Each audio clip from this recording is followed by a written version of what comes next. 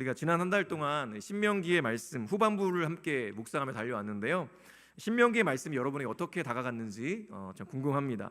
신명기는요, 모세가 죽음을 앞두고 이스라엘 백성들에게 유언과도 같이 남긴 설교라고 할 수가 있어요. 광야 생활 40년이 지나는 동안에 출애굽했던 1세대들은요, 하나님께서 말씀하신 대로 다 죽게 되었습니다.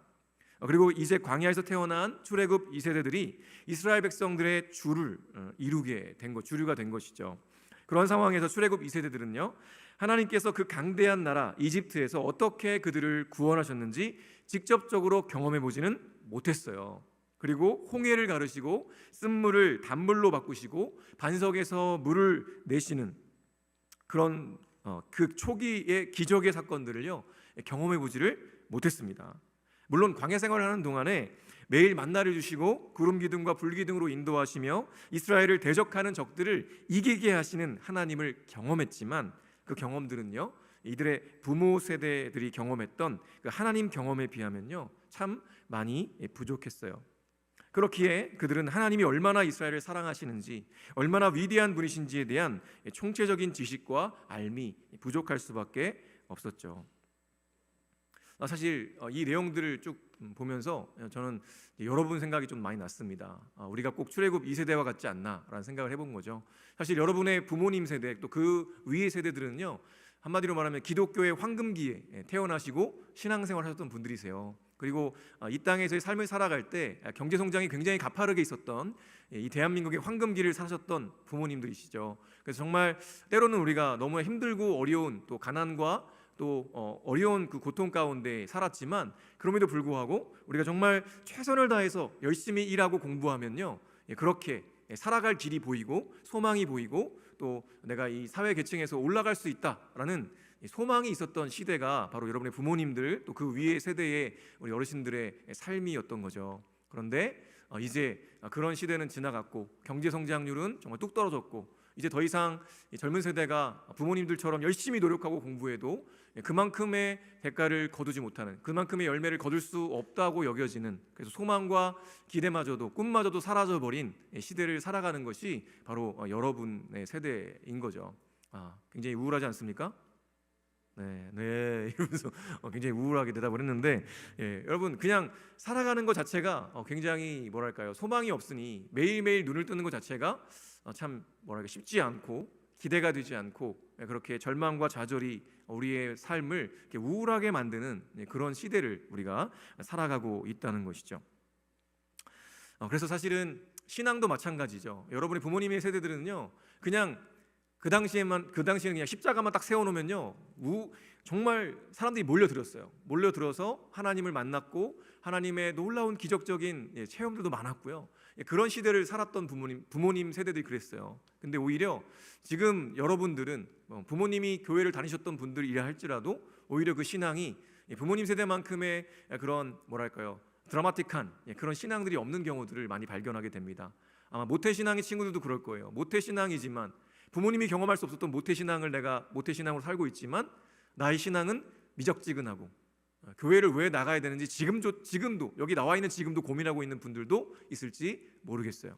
그래서 정말 나의 하나님을 만나고 싶은데, 부모님의 하나님은 내가 알겠는데 왜 나의 하나님은 부모님의 하나님과 같지 않은 것인가? 왜 하나님은 나를 버려두시는 것인가? 라는 고민을 던지면서 살아가고 있는지도 모르겠어요. 바로 출애굽 2세대가 그랬습니다. 여러분과 같이 부모님이 경험했던 것을 경험하지 못하고 부모님 누렸던 것들을 누리지 못하고 그냥 태어나 보니까 하나님의 인도하심 가운데 광야 생활을 하고 있는 그런 존재들이었죠. 그런데 그런 광야 2세대가 이제는 드디어 가나안 땅 40년의 광야 생활을 마치고 하나님이 약속하신 가나안 땅으로 들어가야 될 그 시기가 다가온 거예요. 그래서 이제 모세가 그 하나님의 부모님들처럼 많이 경험하지 못했던 그 백성들에게 하나님이 어떤 분이신지, 하나님이 얼마나 이스라엘 백성들을 사랑하셨고 어떠한 놀라운 역사들로 이스라엘 백성들을 구원하시는지를 그렇게 다시 알려주고 있는 거죠. 그리고 이제는 그들에게 하나님이 이제 그 땅 가운데 들어가서 어떻게 살아야 되는지에 대해서 물법을 다시 한번 이 백성들에게 말해주고 있는 그 장면이 바로 이 신명기에 나타나고 있는 것입니다. 그래서 이 신명기는 바로 출애굽 2세대에게 하는 또 하나의 율법을 다시 한번 가르치는 그런 책이라고 보시면 좋겠어요. 게다가 하나님을 거역하고 불순종했던 이 부모 세대는요, 약속의 땅 가나안에 들어가지 못했죠. 그리고 징계를 받아서 광야에서 죽어야만 했어요. 그리고 이제 부모님 세대가 다 죽고 이제 남은 것이라곤 모세와 갈렙과 여호수아 밖에 안 남은 거죠. 그리고 이제 자기들밖에 안 남은 거예요. 그런 상황 가운데 이제 어떻게 살아가야 되는가라는 고민 가운데 있을 때 모세가 말씀을 전하고 있는 것입니다. 그리고 신명기의 그 마지막 부분에 이르러서는 모세가 이스라엘 백성들을 축복하는 것으로 마무리가 되는 걸 보게 돼요. 오늘 우리가 살펴보는 본문이 바로 그 모세의 축복에 관한 내용입니다. 1절 보니까 이렇게 기록해요. 하나님의 사람 모세는 죽기 전에 이스라엘 자손에게 다음과 같이 복을 빌어 주었다. 모세가 죽기 전 이스라엘 자손에게 복을 빌어 주는데요. 오늘 본문에는요, 르우벤, 또 유다, 레위, 베냐민, 요셉의 두 아들 므낫세와 에브라임에 대한 축복을 살펴보게 됩니다. 먼저 르우벤을 한번 볼까요? 6절에 이렇게 기록하고 있어요. 6절 한번 읽어볼까요? 시작. 르우벤은 비록 그 수는 적으나 잘 살게 하여 주십시오. 절대로 망하지 않게 하여 주십시오. 네. 르우벤은요, 야곱의 장자였어요. 첫째 아들이었습니다. 첫째 아들.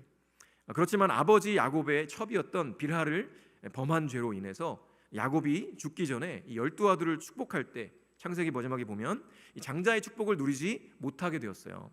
당시 장자는요, 다른 아들들의 유산보다 2배의 유산을 받는 것이 문화였습니다. 그런데 르우벤은요, 그렇게 아버지의 침상에 올라가는 죄를 범했기 때문에 그 복을 빼앗기게 되죠. 그리고 출애굽 이후에 40년이 지난 지금 모세가 그를 이 르우벤 지파를 축복하면서 비록 그 수는 적으나 잘 살게 해주세요, 절대로 망하지 않게 해주세요라는 간절한 기도와 소망을 담아서 이 르우벤 지파를 위해 축복을 했던 겁니다. 그러나 르우벤 지파는 이후의 역사를 보면 요단 동편 땅을 유업으로 받게 되지만 간신히 인구를 유지하다가 나중에 아수르의 공격으로 인해서 잡혀가게 되고 흩어지게 됩니다. 르우벤은 장자였지만, 장자로 태어나서 장자의 복을 받을 수 있었지만 그는 하나님 앞에서 죄를 범했기 때문에 그 복을 누리지 못하고요, 그렇게 쓸쓸한 퇴장을 하게 된 것이죠. 그리고 두 번째로 유다에 대한 축복이 등장하는데요. 유다는 7절 한번 읽어보겠습니다. 7절 다 같이 읽을까요? 시작. 그가 유다를 두고서 이렇게 말하였다. 주님, 유다가 살려달라고 부르짖을 때에 들어주십시오. 유다 지파가 다른 지파들과 다시 하나가 되게 하여 주십시오. 주님, 유다를 대신하여 싸워 주십시오. 그들의 원수를 치시어 그들을 도와 주십시오. 네, 사실 유다를 위한 이 축복도요, 한 절밖에 되지 않지만요, 엄청난 복이 담겨 있죠. 유다는 야곱의 몇째 아들이었을까요? 누구예요? 넷째 아들이었습니다. 넷째 아들. 똑똑입니다. 유다의 넷째 아들이었는데요, 실질적인 영적인 장자였어요. 유다는 형제들이 요셉을 죽이려고 할 때, 창세기 보면 형제들이 요셉을 죽이려고 하잖아요. 그때 앞장서서 요셉의 목숨을 구했던 사람이 바로 유다였어요. 그리고 가나안 땅에 기근이 들어가지고 양식을 구하려고 이집트로 내려간 때가 있었거든요. 그때에도요, 형제들 가운데에서 리더의 역할을 감당했습니다.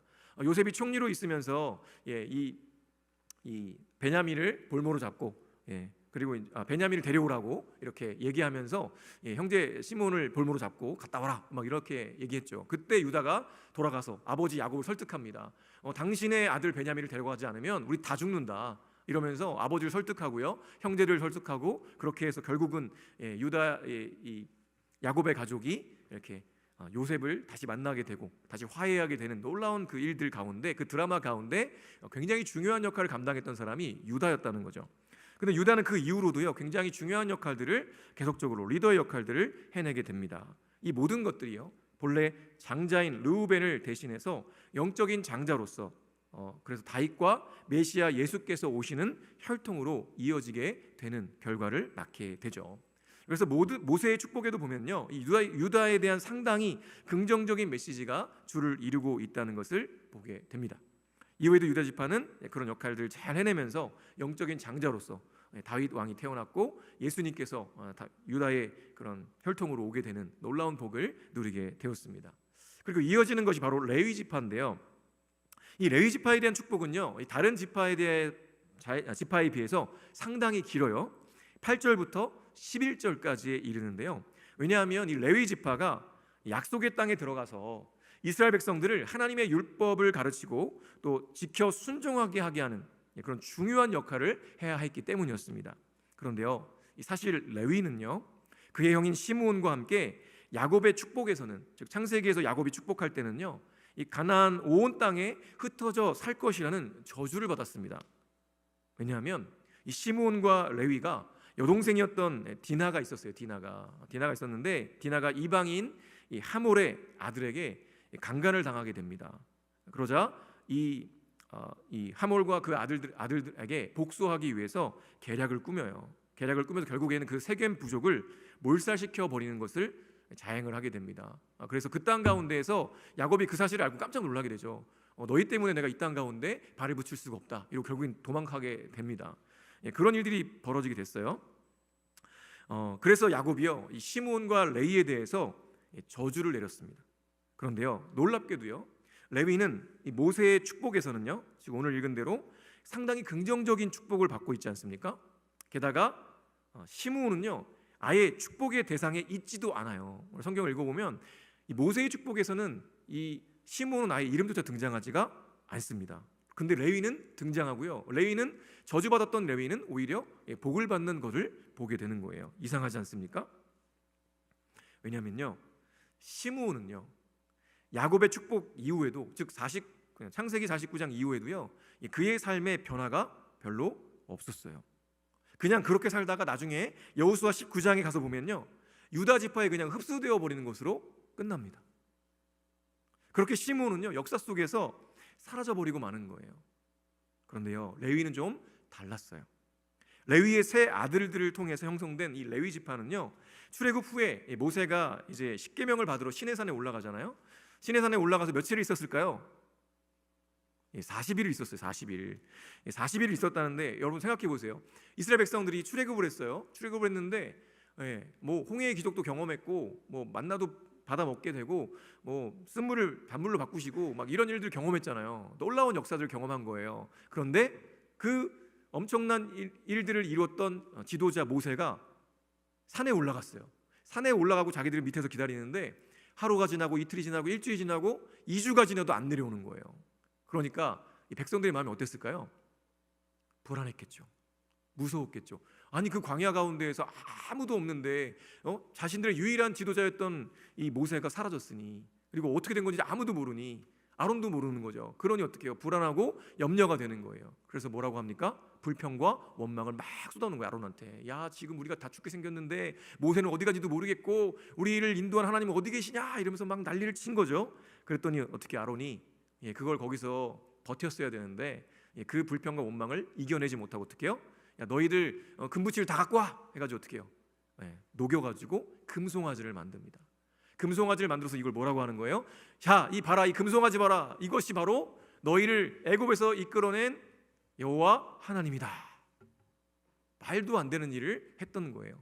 우상을 만들면 안 되는데 그 우상을 만들어서 이게 하나님이라고 그렇게 백성들에게 선포를 했던 거죠. 그런데 하나님께서 그것을 보시고 진노하시죠. 그래서 모세에게 당장 내려가라고 했어요. 그래서 너희 백성들이 지금 저렇게 우상을 만들어 놓고 하나님이라고 하고 있다, 난리가 났으니 빨리 내려가라 라고 해서 진노하시고 내가 진멸해 버리겠다고 라고 말씀을 하시죠. 그때 모세가 달려 내려와서 그 장면을 보게 되는 것입니다. 그게 바로 출애굽기 32장 25절에서 29절까지 나와 있는데요, 제가 한번 읽어보겠습니다. 모세는 백성이 제멋대로 날뛰는 것을 보았다. 아론이 그들을 제멋대로 날뛰게 하여 적들의 조롱거리가 되게 한 것이다. 모세는 진 어귀에 서서 외쳤다. 누구든지 주님의 편에 설 사람은 나에게로 나와오십시오. 그러자 레위의 자손이 모두 그에게로 모였다. 그가 또 그들에게 말하였다. 이스라엘의 주 하나님이 이르시기를 너희는 각기 허리에 칼을 차고 시내 이문에서 저문을 오가며 저마다 자기의 친족과 친구와 이웃을 닥치는 대로 찔러 죽여라 하십니다. 레위 자손이 모세의 말대로 하니 바로 그날 백성 가운데서 어림잡아 3,000명쯤 죽었다. 모세가 말하였다. 오늘 당신들이 저마다 자녀와 형제자매를 희생시켜 당신들 자신을 주님께 드렸으니 주님께서 당신들에게 복을 내리실 것입니다. 이것이 바로 그 십계명 당시에, 그 금송아지 사건 당시에 있었던 일이에요. 그러니까 하나님이 진노하셨는데 그 진노를 돌이킬 방법이 없는데 그 방법이 뭐였어요? 이스라엘 백성들 가운데 그렇게 주도했던 사람들을 죽이는 일이었습니다. 처벌하는 것이었어요. 근데 그 일에 누가 나선 것입니까? 바로 레위 지파가 나섰던 거예요. 근데 이 레위 지파가 나서는 게 쉬웠을까요? 어려웠을까요? 왜냐하면 자기 동족을 죽이는 일이었어요. 아무리 그들이 잘못했다고 하지만 그들을 처단하는 건요 굉장히 힘들고 어려운 일이었습니다. 형제와 자매의 피를 부는 일이었기 때문에 누구도 나서는 것이 어려웠던 그런 순간이었는데, 그때 이 레위 자손은 어떻게 해요? 하나님 편에 서는 것이죠. 비록 인간적인 마음으로는 내 혈육이지만 어떻게 해요? 하나님의 편에 서서 이 더럽고 추했던 이 죄악들에 대해서 징계를 달게 받기로 결단을 한 것이죠. 그리고 하나님의 뜻에 따라서 그렇게 3,000명을 죽이게 되는 일에 레위 지파가 앞장을 섰던 것입니다.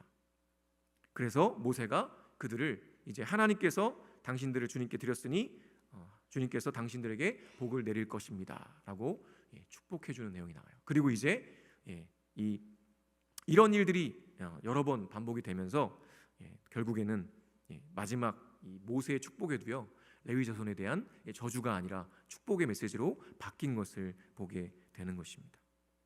그래서 레위 자손들은 비록 가나안 땅에서 다 흩어져서 살아야 했지만요, 이 가나안 땅에서 하나님과 이스라엘 백성들 사이에서 제사장 지파로서 정말 중요한 역할들을 감당하게 되었던 것입니다.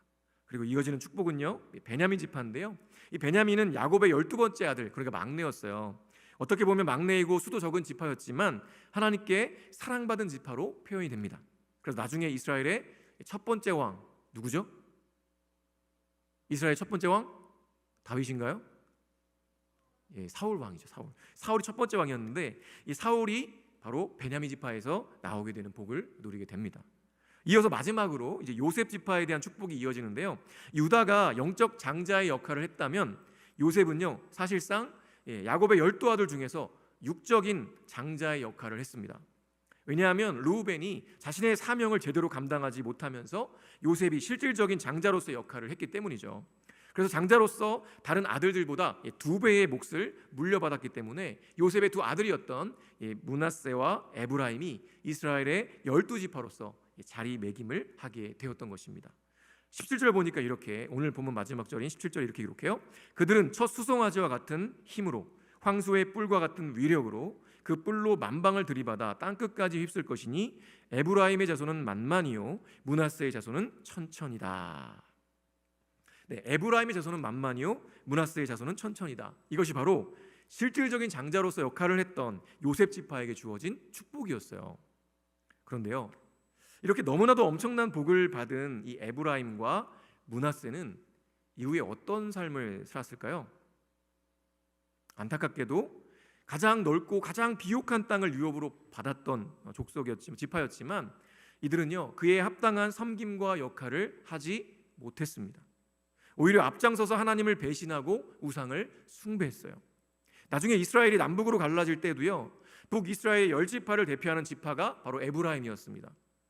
그래서 그냥 이스라엘이라고 부르지 않고 그냥 에브라임이라고 불렀어요. 그 정도로 에브라임이 이스라엘 10지파의 대표격으로 있었다는 거죠. 굉장히 규모가 크고 영향력이 있었다는 것입니다.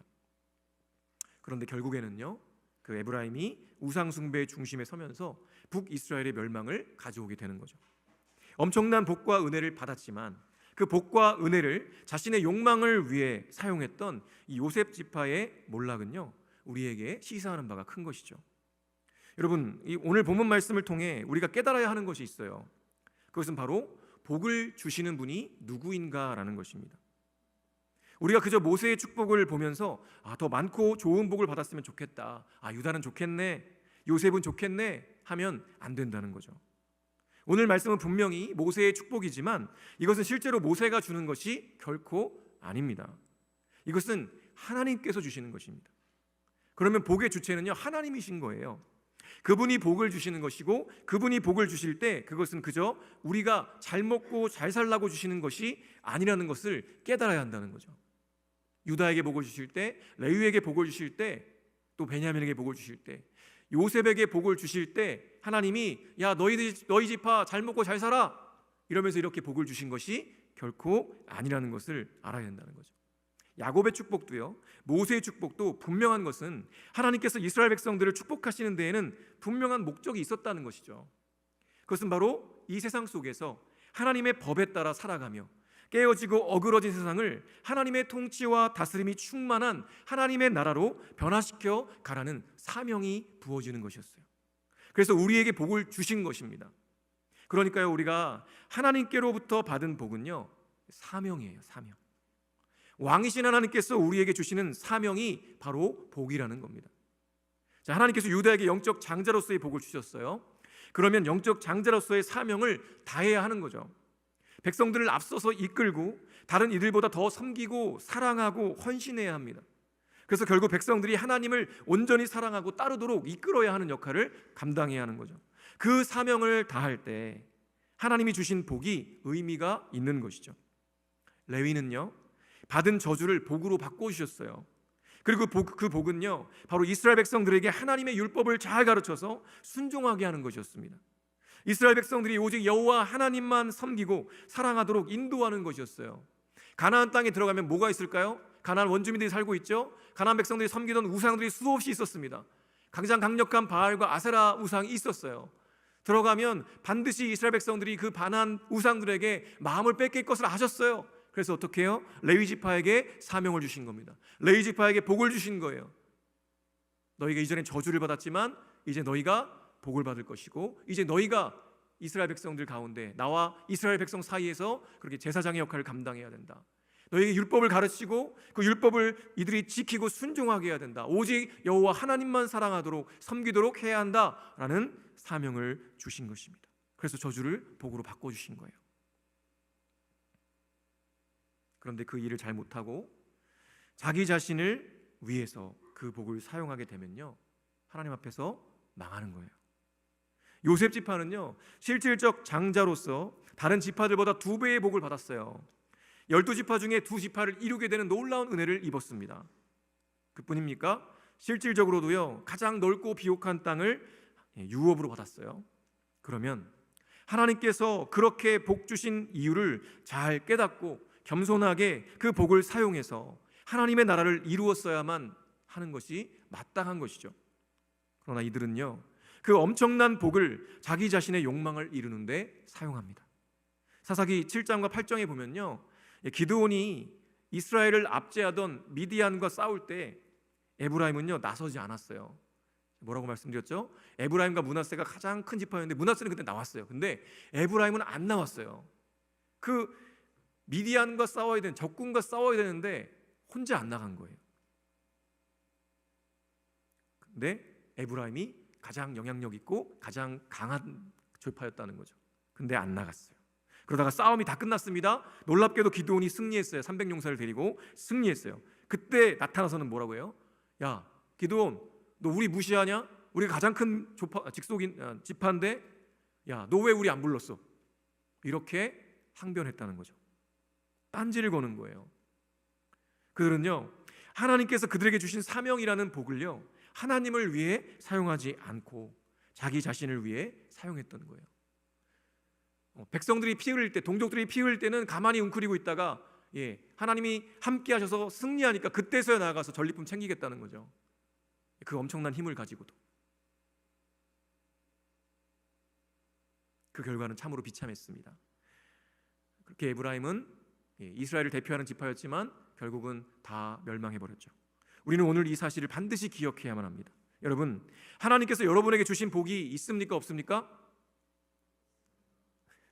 진짜 있어요? 없는 것 같은데? 아마 여러분 가운데는 하나님은 나에게 복을 주시지 않으셨어. 저 친구에게는 하나님 복을 많이 주신 것 같은데 나에겐 복을 안 주셨어 라고 생각하는 분들도 있을 것 같아요. 그런데 제 이야기를 잘 들어보십시오. 그런데 여러분, 우리 모두에게는 하나님이 복을 주셨어요. 그것도 엄청나게 주셨어요. 그 가장 큰 복 중에 하나가 뭡니까? 바로 우리의 생명이에요. 생명. 우리의 생명 자체예요. 여러분의 건강과 젊음과 시간과 재능과 부모님을 비롯한 가족들과 친구들과 직장과 학교와 우리 교회 공동체, 말하자면 훨씬 많지만 그 모든 것들이 바로 하나님께서 우리에게 주신 복이라는 것이죠. 그렇다면 그 복은요, 사명이라고 말씀드렸죠. 그저 내가 잘 먹고 잘 사는데 그 복을 쓰라고 주신 것이 아닙니다. 이 깨어지고 어그러진 세상이 여러분 보이지 않으십니까? 가난하고 외롭고 병든 이들이 보이지 않으십니까? 보여야 되는 거예요. 그리고 보인다면요, 우리는 우리에게 주신 복으로 그들을 섬기고 사랑하고 도와야 하는 것입니다. 내가 공부한 전공 지식과 삶의 경험과 지혜와 은사들을 사용해서, 내가 번 돈을 사용해서 하나님의 공의와 정의가 이 땅에 회복되도록 그렇게 살아가야 하는 것입니다. 왜죠? 하나님이 그 복을 주신 우리의 왕이시기 때문에 그래요. 내가 왕이 아니에요. 내가 주인이 아니에요. 그래서 내 마음대로, 내 것이라고 내 마음대로 사용하면 안 된다는 거죠. 왜요? 우리는 하나님이 우리의 왕이시고 하나님이 우리의 주인이시기 때문에 그렇습니다. 그 왕이신 하나님께서 우리에게 복을 주셨는데, 그 복은요, 그냥 내가 잘 먹고 잘 살라고 주신 것이 아니라 그것을 통해서 이 깨어진 세상을 회복하라고 주신 거라는 거죠. 여러분이 공부해서 여러분이 좋은 성적 거두고 좋은 데 취직하고 돈 많이 버는 거 너무너무 좋은 거예요. 좀 그렇게 됐으면 좋겠어요. 그래서 저도 맛있는 거 좀 많이 사주세요. 돈 많이 버시기를 축복합니다. 이렇게 아멘을 좋게 하지? 돈 안 벌고 싶어요? 돈 많이 버시기를 정말 바래요. 그런데요, 그 번 돈으로 뭘 하느냐가 너무 중요한 거죠. 어떻게 돈을 벌고 그 번 돈을 가지고 무엇을 하냐가 너무너무 중요한 거예요. 그죠? 나의 욕망을 채우는데 그것을 사용하고 있다면요, 하나님이 여러분에게 주신 복을요, 남용하고 있는 거예요. 오용하고 있는 거예요. 그건 안 될 말입니다. 여러분에게 주신 능력이 있어요. 제 은사가 있어요. 직장에서 인정받는 일꾼이 됐어요. 그 여러분 인정받는 능력과 일꾼 그 영향력을 가지고 여러분 뭐 어떻게 사용하고 있습니까? 만약에 그것을 가지고 그냥 나의 욕망을 채우는데 사용하고 있다면요, 여러분 우리 잘못 살고 있는 거예요. 에브라임처럼 살고 있는 거예요. 우리 주님은 그러라고 우리에게 그 복을 주신 것이 결코 아닙니다. 제가 영상 하나를 봤는데요, 내용이 이렇더라고요. 어떤 사람이 인터뷰를 하는 거예요. 인터뷰를 하는데 질문을 해요. 만약에 제가 지금 당장 당신에게 100억을 준다면 받으시겠습니까? 여러분 받겠습니까, 여러분? 안 받을 사람 있어요? 받겠죠. 당연히 받으시겠죠. 그럼 여러분 마음이 어떻겠습니까? 물어봤어요. 그때 뭐라고 했을까요, 그 사람이? 정말 감사하죠. 이런 거예요. 너무 감사하다고 100억 주면. 그래서 그랬더니 이 사람이 이렇게 또 다시 질문을 던져요. 자, 그렇다면 제가 지금 당장 당신에게 100억을 주고, 그리고 여러분 당신이 100억을 받는다면, 내일 당장 당신이 죽는다면 그래도 100억을 받으시겠습니까? 물어봤더니 그 사람이 뭐라고 그랬을까요? 아니요. 이렇게 대답을 한 거예요. 그랬더니 이 인터뷰했던 사람이 그게 무슨 의미인지 알려드리겠다고. 여러분, 당신이 100억을 거절한 이유는 100억보다 당신의 내일이 더 가치 있다고 여기고 있다는 증거라는 거예요. 그러니 이제부터 매일 눈을 뜰 때마다 100억보다 귀한 오늘을 주신 것에 감사하며 사십시오 라고 얘기했어요. 제가 그 얘기를, 이 영상을 보다가 이게 정말 이거는 복음이다라는 생각이 들었어요. 그렇구나. 내가 100억이라는 엄청난 돈을 받는 걸 너무 감사하게 여기고 있는데, 내가 내일 당장 죽는다면 그걸 내가 안 받겠다라고 말한다면, 내일의 삶이, 내일의 생명이, 내일의 순간이 100억보다 더 소중한 거 아닌가.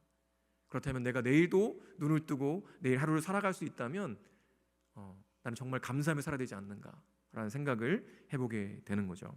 여러분, 우리에게는 모든 것은요, 왕이신 하나님께서 우리에게 선물로, 복으로 주신 거예요.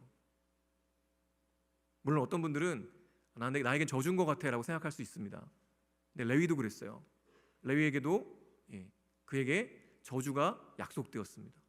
그런데요, 레위는 그 약속에, 그 저주 받은 것에 굴하지 않았습니다. 거기에 그냥 멈춰 있지 않았고요, 최선을 다해서 하나님의 편에 섰어요.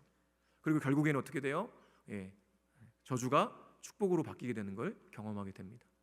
지금 여러분의 인생 가운데 분명히 이건 축복이 아니고 저주야 라고 생각되는 부분들도 있을 거라고 생각이 돼요.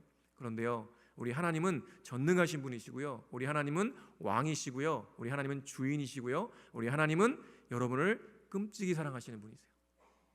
그래서 여러분을 위해 십자가에 죽기까지 마다하지 않으신 것입니다. 그 하나님이 여러분을 축복하세요. 그 하나님이 여러분을 사랑하시고요, 그 여러분과 함께하고 계시고요, 그 하나님이 여러분을 기뻐하십니다. 여러분, 그러니 여러분의 인생 가운데 있는 것들로 어떻게 하나님 앞에 사명을 이루며 살아갈 것인지 여러분 고민하시고 결단할 수 있으시기를 바랍니다. 그리고요, 그것은 분명한 사명을 잊지 마시고 그 복을 가지고 내가 어떻게 살아가는가 하는 건 여러분에게 달렸다는 걸 잊지 마세요. 그리고 그에 대한 책임 또한 여러분이 지게 돼 있습니다. 여러분 어떤 삶을 살고 계십니까? 어떤 삶을 살아가실 겁니까? 여러분이 받은 복을 어떻게 사용하고 있으십니까? 100억보다 소중한 매일매일을 선물로 주고 계신 하나님 앞에서 여러분 어떤 삶을 살고자 하십니까? 늘 불평과 원망과 우울함으로 그냥 여러분의 삶을 그렇게 안타깝게 보내시겠어요? 아니면 오늘 이 시간 하나님 앞에 여러분의 삶을 다시금 결단하고 하나님께 주신 복을 마음껏 주님을 위하여 사용하시겠습니까? 이 시간 우리 주님만이 왕이십니다. 함께 찬양하며 우리 기도하며 나아가도록 하겠습니다.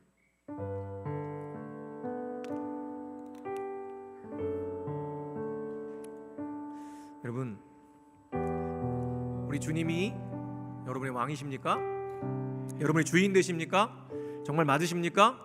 그렇다면 여러분에게 있는 건강, 여러분에게 있는 젊음, 시간, 돈과 재물, 지식, 직장, 가족, 친구, 우리 교회 공동체, 그 모든 것이 주님이 주신 것임을 믿으십니까? 이것을 주신 것은 그냥 우리의 욕망대로 살아가는 것이 아니라 하나님의 사명임을 여러분 믿으시길 바랍니다. 그리고 오늘 이 시간 나의 삶의 모든 영역 가운데 오직 주님만이 왕이십니다라는 믿음의 고백을 드리며 그렇게 주님 앞에 헌신하길 바랍니다. 우리 함께 찬양하겠습니다.